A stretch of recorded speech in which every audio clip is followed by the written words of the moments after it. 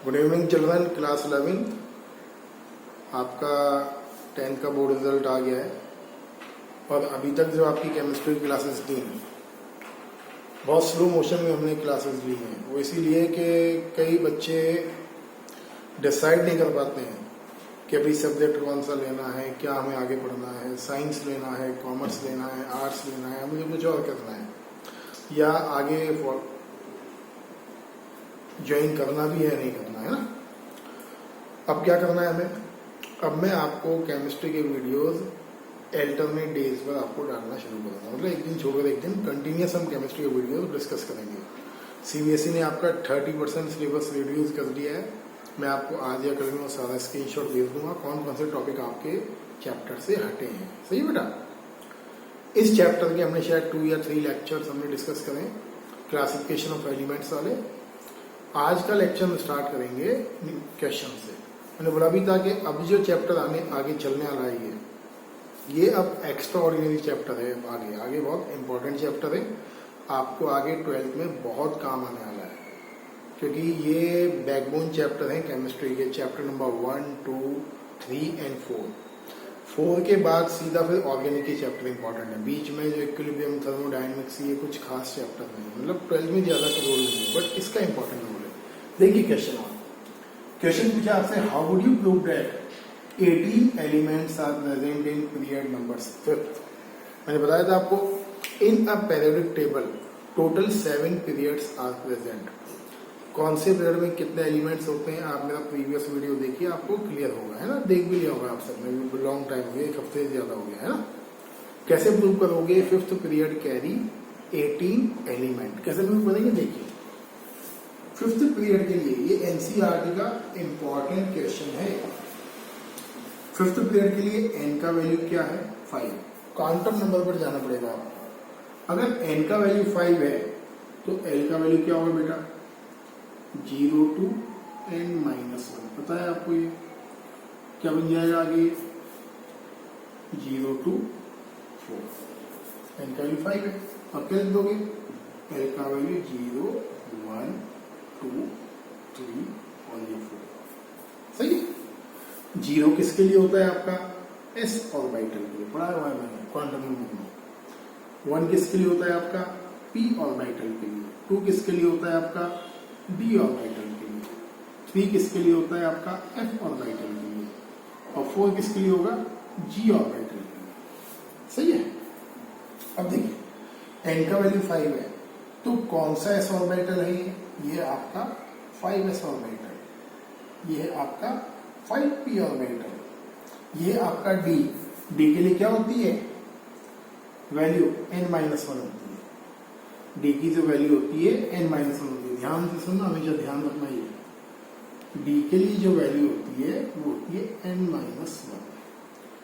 f के लिए जो वैल्यू होती है वो होती है n-2। बताऊंगा मैं आगे, है ना।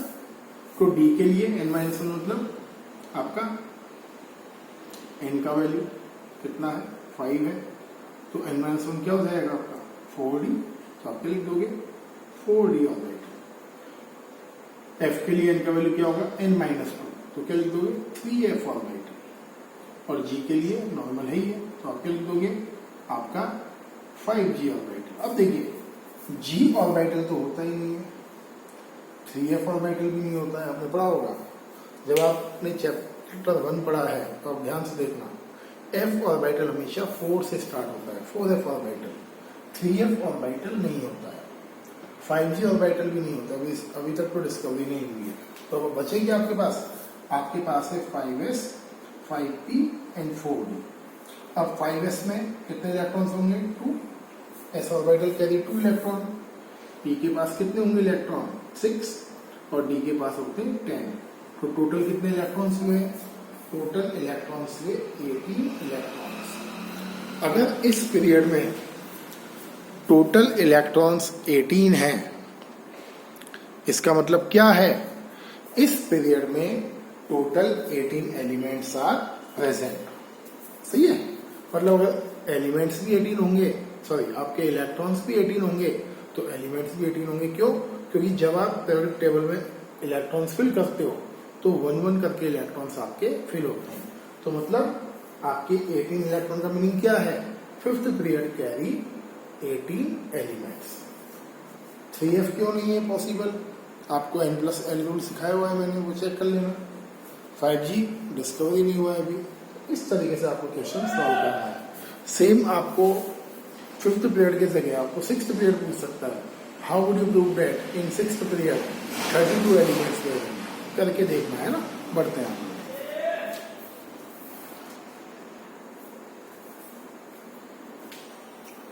अभी हमने क्या पढ़ा? अभी हमने पढ़ा मॉडर्न पीरियोडिक टेबल में कितने पीरियड्स होते हैं, किस में कितने एलिमेंट्स हैं।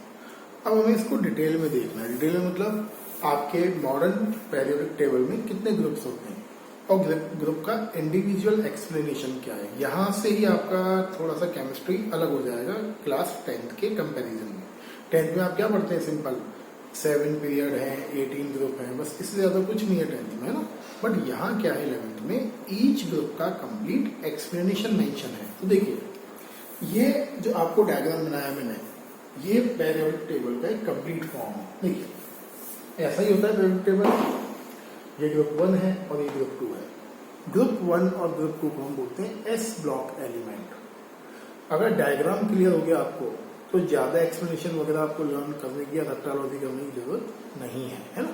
देखिए ग्रुप 1 एंड 2 को हम बोलते हैं S block element because in these element last electron entering S orbital. करके दिखाऊंगा मैं भी, एक करके डिटेल पढ़ना है ना। 3 से 12 को हम बोलते हैं D block elements. D block elements क्यों बोलते हैं? Because in these elements last electron entering D orbitals.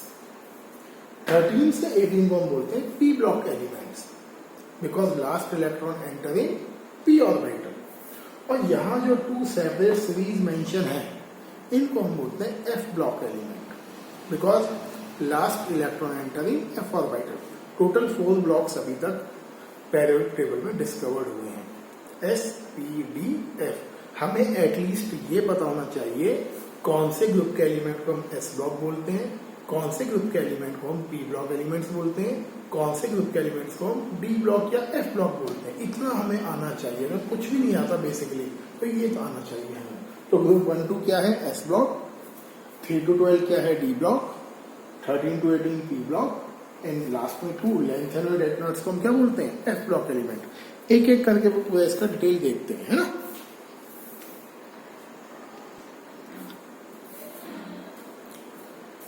देखिए सबसे पहले हमारे पास आता है एस ब्लॉक एलिमेंट, है ना। ध्यान से सुनना बेटा, अभी बहुत क्रिटिकल फेज चलेगा इस चैप्टर का, इंपॉर्टेंट है ना।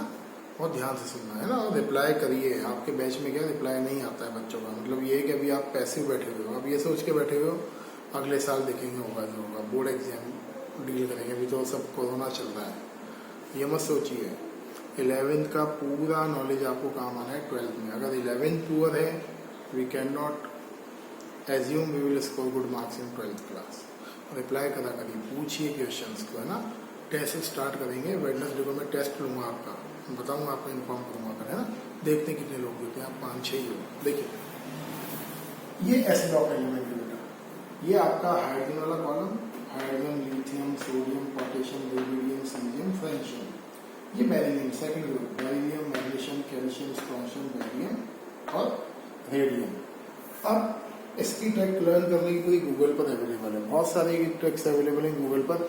ये कोई ट्रिक वगैरह नहीं है, मतलब राइम्स वगैरह के फॉर्म में आप लर्न कर सकते हो। जनरली मैं एडवाइस नहीं करता हूँ कि आपको लर्न हो, क्योंकि लर्न करने की जरूरत है नहीं, क्योंकि आपको आएगा इलेक्ट्रॉनिक कॉन्फ़िगरेशन बनाने के लिए, तो इजीली आप बना सकते हो। ट्रिक बता दूंगा मैं आपको, है ना।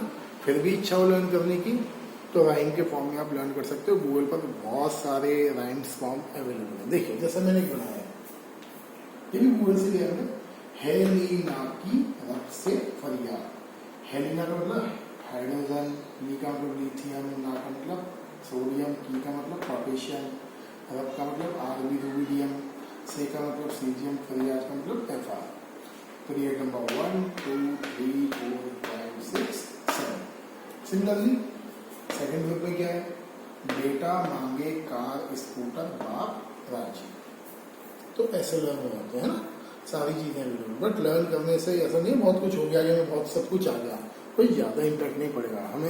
जो 12th का सिलेबस है उसके अकॉर्डिंग हमें 12th के सिलेबस के अकॉर्डिंग 30 तक एटॉमिक नंबर विद सिंबल पता होनी चाहिए। मतलब आपको जिंक तक पता है ना, इसका मतलब ये कि आप 12th लेवल तक के लिए बढ़िया हो। फिर भी कुछ अपने आप याद भी जाते हैं। देखिए फर्स्ट ग्रुप का इलेक्ट्रॉनिक कॉन्फ़िगरेशन होता है NS1। मतलब जब आप फर्स्ट ग्रुप के एलिमेंट्स का इलेक्ट्रॉनिक कॉन्फ़िगरेशन लिखोगे तो लास्ट इलेक्ट्रॉन फिल होगा कहाँ, आपके S1 में। करके दिखाता हूँ। जैसे आपने लिया सोडियम और मैंने लिखा सोडियम, देख लेता हूँ पहले आपको दिख रहा है नहीं दिख रहा है, दिख रहा है। चलिए हमने लिखा सोडियम, एटॉमिक नंबर 11 है, तो आप क्या लिखोगे 1s2 2s2 2p6 3s1। अब देखो लास्ट वाला S1 में आ रहा है ना, ये S1 n की वैल्यू क्या है 3 है।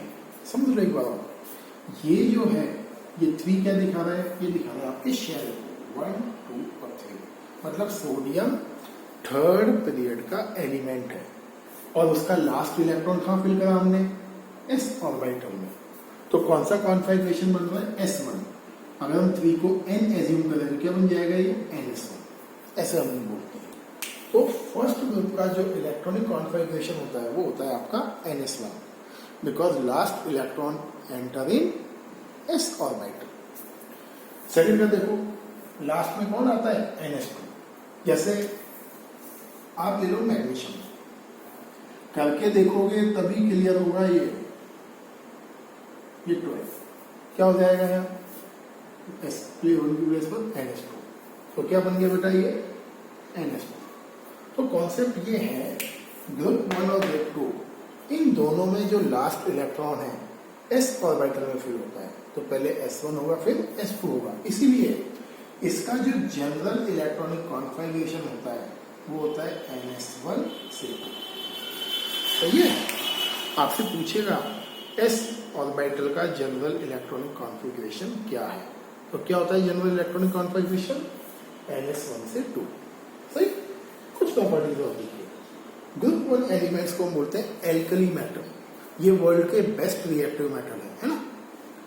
Sodium, potassium, lithium, uranium, caesium, पढ़ा भी है आपने 10th में। सीजियम बहुत रिएक्टिव होता है। सोडियम पोटेशियम को हम कहाँ रखते हैं, केरोसिन ऑयल में। क्यों रखते हैं केरोसिन ऑयल में, because if we keep sodium potassium in open air they show the vigorous reaction with air. Clear है। तो सोडियम पोटेशियम वाला जो ग्रुप है इन सबको हम बोलते हैं एल्कली मेटल। हाइड्रोजन तो मैंने बोला ये एक्सेप्शन है। एल्कली मेटल क्यों बोलते हैं, because when they react with water they form water soluble base. देखिए सुना ये नाम आपने NaOH, ये सब बेस क्या होते हैं, ये सब बेस वाटर सॉल्युबल होते हैं। ग्रुप 2 एलिमेंट्स को हम बोलते हैं अल्कलाइन अर्थ मेटल। क्यों, बिकॉज ये सारे जो मेटल हैं ये अर्थ क्रस्ट के अंदर मिलते हैं, मतलब जमीन के अंदर मिलते हैं। और ये क्या बनाते हैं, they also form water soluble base, but मिलते कहाँ हैं आपके जमीन के अंदर। एल्कली मेटल मैक्सिमम मिलते हैं आपको सी वाटर में। ये ध्यान रखना, ये कुछ नई नई चीजें आ रही हैं। एल्कली मेटल मैक्सिमम केस में कहाँ मिलते हैं आपको, सी वाटर। देखिए एल्कली अर्थ मेटल का बेस क्या बनेगा, MgOH होल ट्वाइस। अब अगर क्वेश्चन आ जाए इन दोनों में से ज्यादा स्ट्रॉन्ग बेस कौन है, तो एल्कली मेटल का बेस ज्यादा स्ट्रॉन्ग है। क्यों, because they are more metallic, they are less metallic. पढ़ा था क्लास 10th में लेफ्ट टू राइट चलने पर मेटल का बिहेवियर कम हो जाता है। नहीं पढ़ा था 10th में, मैं पढ़ाऊंगा इस साल। आगे देखिए, they both are pure metal.